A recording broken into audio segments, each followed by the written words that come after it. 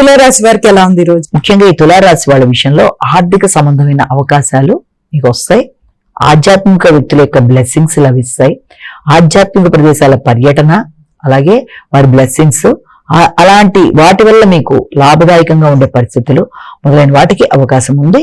అంతేకాకుండా అలాంటి ఆధ్యాత్మిక విషయాల మీద ఆసక్తి పెరగడం, దానికి సంబంధించిన లిటరేచర్ చదవడానికి, లేకపోతే అలాంటి వ్యక్తుల్ని కలవడానికి అధికంగా మీరు కృషి చేస్తూ ముందుకు వెళ్ళడం, ఆ విషయంలో వ్యక్తుల యొక్క సహకారం మీకు లాభదాయకంగా ఉండడం, ఉన్నత స్థాయి వ్యక్తుల యొక్క సహకారంతో ఆధ్యాత్మిక అభివృద్ధి కోసం మీరు తీసుకునే నిర్ణయాలలో నూతన నిర్మాణాలు కూడా చేపట్టడానికి అవకాశం ఉన్న సమయంగా మనం దీన్ని భావించవచ్చు. వృశ్చిక రాశి.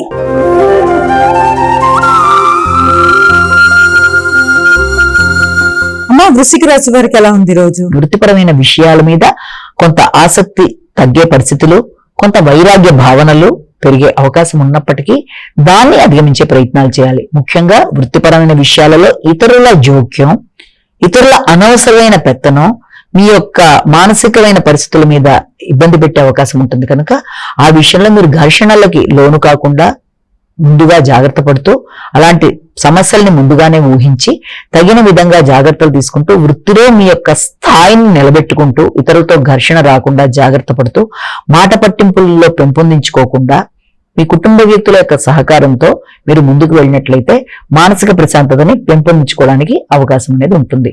ఇబ్బంది పడడానికి ప్రయత్నం చేసే ప్రత్యర్థుల మీద కూడా మీరు విజయం సాధించడానికి అన్ని విధాలా మీరు రెడీగా ఉంటారు. కాబట్టి మంచి ఫలితాలు పొందడానికి అవకాశం అనేది ఉంది.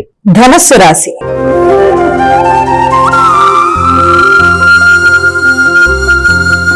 అమ్మా, ధనస్సు రాశి వారికి ఎలా ఉంది రోజు? దూర ప్రయాణాలకు అవకాశం ఉంది. ఉన్నత విద్య కొరకు ప్రయత్నాలు చేస్తారు. అయినప్పటికీ కూడా ఉన్నత విద్య మీద కూడా ఆకస్మికంగా కొంత మీకు ఘర్షణ, లేకపోతే దాని మీద ఉండే ఆసక్తి కొంత సన్నగిల్లడం బట్టి కూడా అవకాశాలను సద్వినియోగపరచుకోవాలి అనుకున్న భావనలో కూడా మీకు కొంత వైరాగ్యం, నిరాసక్తత మొదలైనవి ఏర్పడే అవకాశాలు అంటే ఎన్నిసార్లు ప్రయత్నం చేసినా ఆశించిన స్థాయిలో విజయం లభించడం లేదే అన్న భావనతో ఉన్నత విద్య మీద కూడా కొన్ని సందర్భాల్లో మీకు కొంత ఇలాంటి ఇబ్బందికరమైన ఆలోచనలు వచ్చే అవకాశం ఉన్నప్పటికీ కూడా పుణ్యబలాన్ని పెంపొందించుకుంటూ, సమస్యని అధిగమిస్తూ, ఆలోచనలలో మీకు వైరాగ్య ధోరణి వెన్నాడుతూ ముందుకు వెళ్లి నాయకత్వ లక్షణాలతో మీరు చక్కగా అనుకున్నవి సాధించడానికి కృషి చేయాలి. అవసరమైతే శ్రీరామ జయ రామ జయ జయ రామ రామ కూడా శ్లోకాన్ని పఠించడం బట్టి ఎదురవుతున్న సమస్యల్ని అధిగమించడానికి పుణ్యబలాన్ని పెంపొందించుకుంటారు.